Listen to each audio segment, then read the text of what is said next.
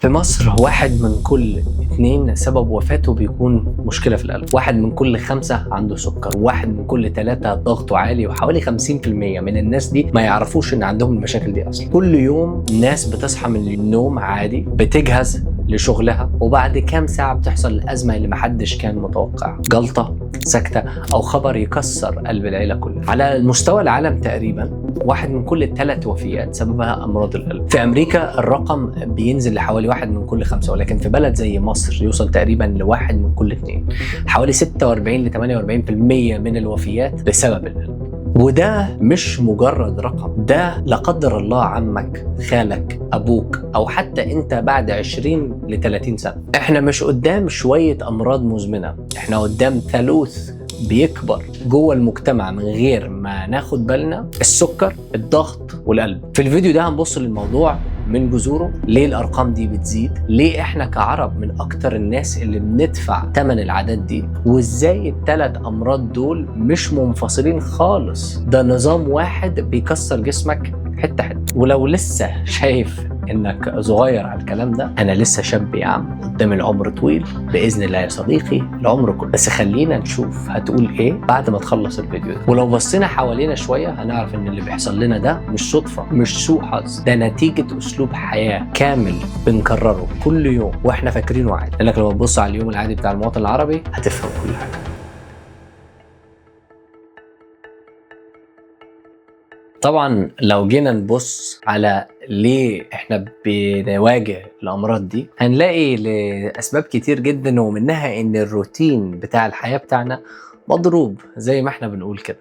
يعني لما نيجي نتخيل الطريقه اللي احنا بنفطر بيها او بنبتدي بيها يومنا كعرب او ناس في الشرق الاوسط عامه، هتلاقي ان الدنيا متبهدله خالص. انت بتتكلم على ناس بتاخد شاي 4-5 مرات في اليوم، قهوه بقى ما تعدش، خبز كتير، رز كتير، مكرونه كتير، تاكل في اي وقت وتشرب في اي وقت. ونيجي نحسبها من ساعه ما الشخص اصلا بيصحى هو ما بيبطلش اكل لو الاكل متواجد. وغير كده احنا كعرب اصلا يعني الكرم عندنا بزياده، فتلاقي الناس بتعزم على بعض، والناس في اي وقت حابه تاكل من غير ما تفكر انا هاكل ليه او باكل ليه. هو انا باكل وعشان اكل متواجد وخلاص، ولا باكل لان ده ميعاد الاكل بتاعي، ولا باكل لان الوجبه اللي انا باكلها دي ليها هدف معين خلال الروتين بتاعي في اليوم بتاعي النهارده. فلما نيجي نركز ونبص على الحاجات دي هتلاقي ان الحاجات دي كلها مع بعض كده هي اللي بتغير الطريقه او الهابتس بتاعتنا في الاكل.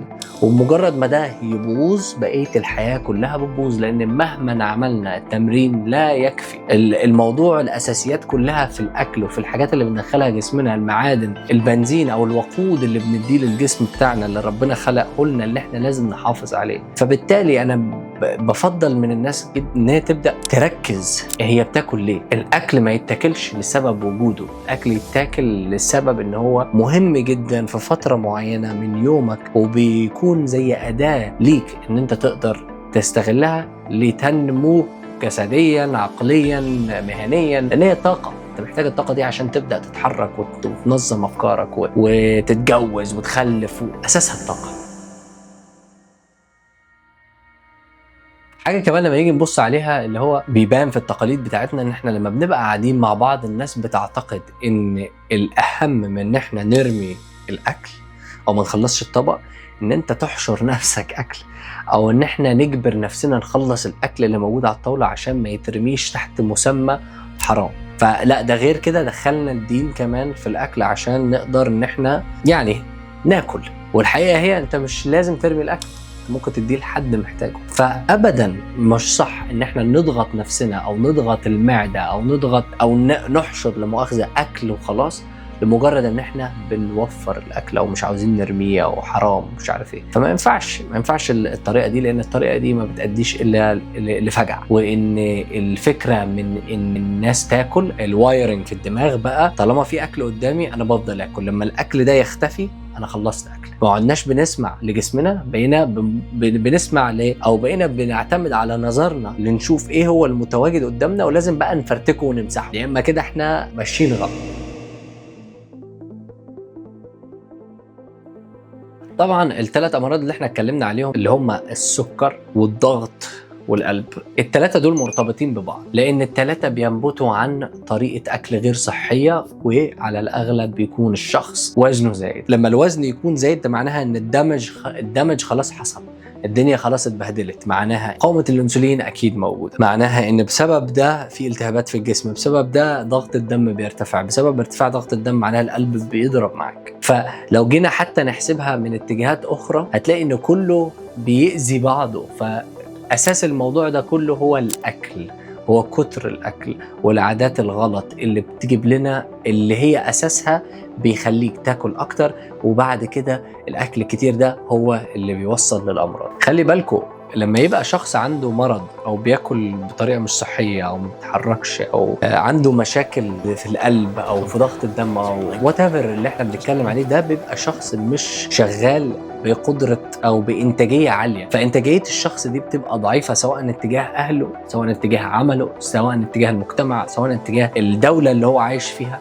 فاللي بيحصل لما احنا نتكلم ان 1 من 2 بيموتوا بسبب امراض قلبيه، ونحن لازم نتفق ان العمر بايد ربنا طبعا، ولكن الطريقه اللي العمر بينتهي بيها هي سبب. فلما نكون بنتكلم على حاجه زي دي لازم نبقى واخدين بالنا ان الارقام اللي احنا بنشوفها دي بتدي ايحاء على الاتجاه اللي اي مكان في العالم رايح. يعني لو بصينا على اي مكان ولقينا فيه ان اغلب الناس نشيطه، اغلب الناس صحيه، يبقى اكيد انتاجيه المكان ده عاليه جدا، سواء بقى بنتكلم كشركه، كمنظومه، كمؤسسة، كبلد، كمدينة. كل ده مهم جدا. فعشان كده مهم ان التكوين يبقى من داخلنا عشان نقدر نعمل الافكت الخارجي اللي احنا بندور عليه. فالنتائج اللي احنا بنعمل لها، اللي بنبص عليها النهارده، هي دليل على اللي بيحصل جوه، مش بس في دوله او في مدينه، لا، جوه بيت الناس اللي هم جزء من الدوله دي. وعلى فكره انا من نفس المجتمع، وبالتالي انا بحس بنفس الحاجات وشفت نفس الحاجات دي في اسرتي دايركت، يعني في عيلتي. فالحمد لله ان قدرنا ان احنا نعكس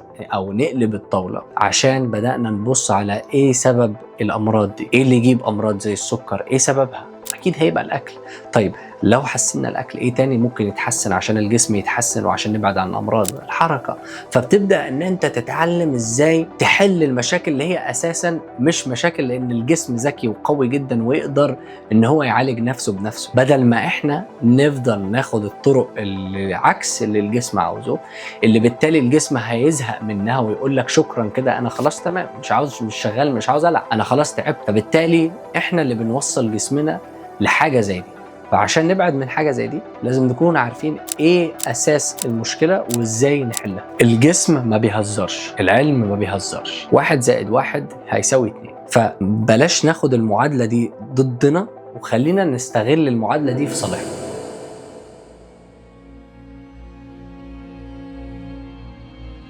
غير كده في حاجات كتير بقى بتحصل بتخلي الناس تتهاون، اللي هو انت صغير، كل يا ابني انت صغير، انت تستحمل، واحنا قدك كنا بناكل كتير بس دلوقتي مش قادرين لان عندنا السكر، لان جسمنا بايظ. طب انت ليه جسمك بايظ النهارده؟ ما هو ما فيش حد سأل طب انت كنت بتعمل كده قبل كده، ايه اللي جد، ايه اللي فرق؟ ان انت بهدلت جسمك. طب ليه تنصح الناس ان هي تعمل نفس الحاجه؟ مفيش حاجه اسمها كل زي ما انت عاوز، انت شباب، انت مش عارف، الكلام ده مش صح. في حاجه صح فيها ان الجسم لسه ما اتدمرش، ولكن الجسم هيتدمر لو الوايرنج بتاع الناس بقى ان هو لازم ياكل اللي هو عاوزه وهو في العشرينات عشان في الثلاثينات هيمرض، او يجي حد يقول لا انا كويس دلوقتي ولكن هي حاجات في الجينات هبقى اتصرف معاها بعدين. على فكره في حاجات فعلا في الجينات بس تقدر تتحكم فيها، اللي هي اللي اسمها epigenetics، بتتحكم بالenvironmental factors. يعني لو انا بسيء لجسمي، اي حاجه في الجينات عندي ما كانتش هتطلع غصب عنها، لان انا هيأت لها بيئه سامه، بيئه غير صحيه، بيئه توكسيك زي ما بيقولوا. فلما تبقى بيئه توكسيك هيطلع لك ايه؟ هيطلع لك امراض. وطبعا الناس بقى بيقول لك وانت صغير بتحرق اكتر، كل السكر اللي انت عاوزه، مش عارف الكلام ده غلط، وده بيبني هابتس، بيبني عادات سيئه تؤدي اللي احنا بنتكلم عليه النهارده. التهاون وانت صغير هيؤدي الى مرضك، ولما يجي وقتك هيجي وقتك بامراضك. سواء شخص عاش لل20 وال30 او 40 او ال100 او ال120، القرار بيدك تموت ازاي. يعني ايه؟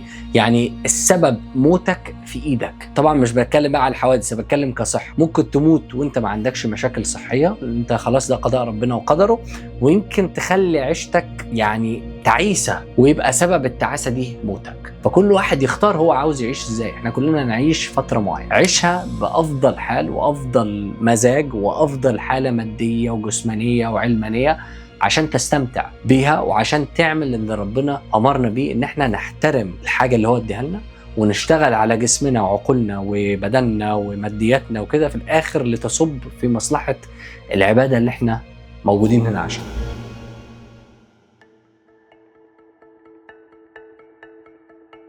الحل للمشاكل دي هو رقم واحد ان احنا نغير العقلية بتاعتنا اتجاه حاجات موجودة في المجتمع، اتجاه الاساسيات اللي لازم نكون عارفين ايه الصح وايه اللي غلط، ايه الصحي وايه اللي مضر، وده الوقاية افضل من العلاج زي ما بنقول. فدي خطوة اساسية لازم تتاخد، ومع الخطوة دي وهي بتتاخد لان عدد الامراض عالية جدا لازم نعمل كشف، لازم الناس تعمل كشف، لازم الناس تفهم هي صحتها دلوقتي عامله ازاي. اي حد بكرش او اي حد وزنه زايد انت محتاج تروح تكشف، لان اكيد في حاجه غلط، لان الوزن الزايد هو دليل على زياده الدهون، يعني معناها ان الجسم بيشيل سموم زياده، يعني معناها عاداتك واساليبك ونومك وشربك واكلك كله غلط، فاكيد في حاجه بتحصل في جسمك.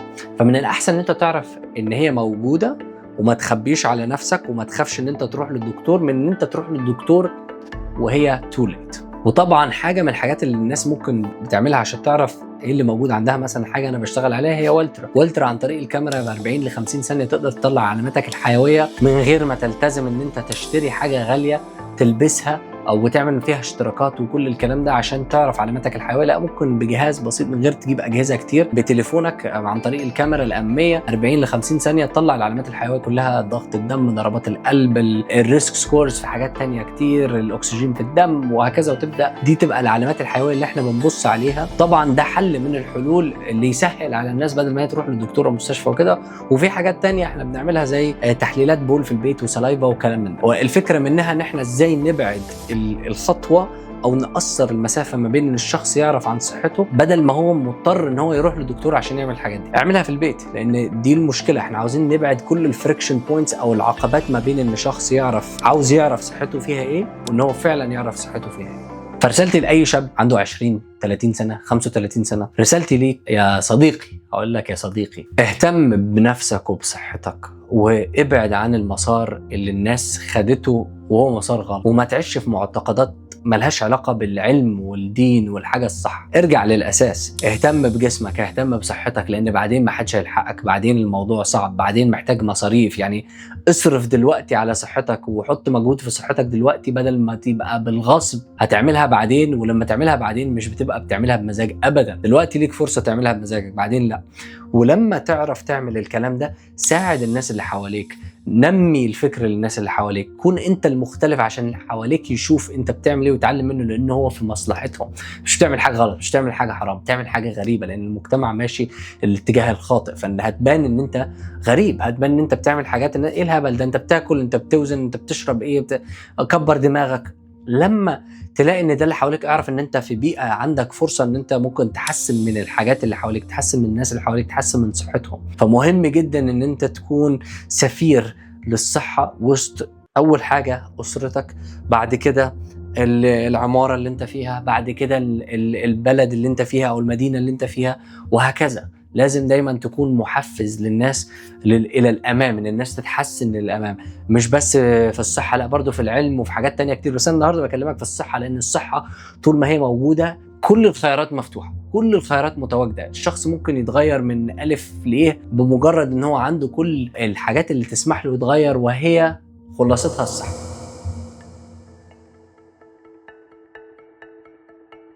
مش لازم نعمل كل حاجه في نفس الوقت، خطوة خطوة، يوم بيوم، يعني شهر بشهر، سنة بسنة، واحدة واحدة، as long as ان احنا ماشيين في الاتجاه الصح. لا خوف عليك ولا خوف على اي حد، بس طول ما احنا بنكابر وبنمشي في الاتجاه الغلط في خوف وفي امراض وفي قلق وفي حاجات كتير محدش عاوزها. في فيديوهات كتير عملناها ممكن تكون شايفينها تحت هنا او فوق يعني بوكسز، في البوكسز دي برضو بنتكلم فيها على ازاي نظبط الايقاع، ازاي ناكل، ازاي ننام، ازاي نحسن من صحتنا. اختار اي واحد منهم واتفرج واسمع للمعلومات اللي هي مش جايه تبيع لك اي منتج، المعلومات اللي تركيزها كله عن الحقيقه وتبسيط الامر، لان احنا بقينا في مجتمع ما حدش عارف الصح من الغلط. فعشان نعرف الصح من الغلط لازم نرجع للاساس، الحاجات اللي كنا بنعملها زمان وكويسه، ونمنع الحاجات اللي هي غير كويسه والحاجات الزياده اللي جايه اللي هي بس عشان نحط ايدنا في جيبنا ندفع للناس عشان ناخد الوهم اللي بيبيعوه. وشكرا ليكم، اتمنى تكونوا استفدتوا من الفيديو ده، وهشوفكم في فيديو تاني.